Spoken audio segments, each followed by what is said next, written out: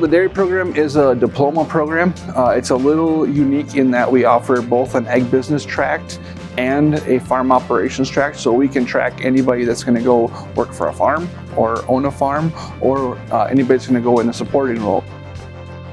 Most students probably come in and want to work on a dairy farm, their home dairy farm or someone else's dairy farm.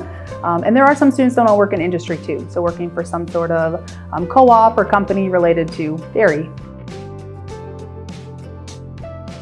It's really hands-on, and there's just so much that's applicable to your life, especially the farm management classes, things that you wouldn't necessarily do at home. You learn how to do those things and you can bring them back home. We have a birthing simulator, we have some vet injector models, but we know that working with live animals is best. So some of our classes go out and tour farms, and some of them are very hands-on on the farm. We also do an AI class, so they get a certificate to learn how to breed their own cows. We also do ultrasounding and palpation for pregnancy checking, and we do hoof trimming as well. We try to connect you and introduce you to a lot of people, whether it's farmers or industry reps or anything like that. And I think that's a huge thing. The more people you meet and the more farms you see, the more highly educated you are when you make a decision for your own farm.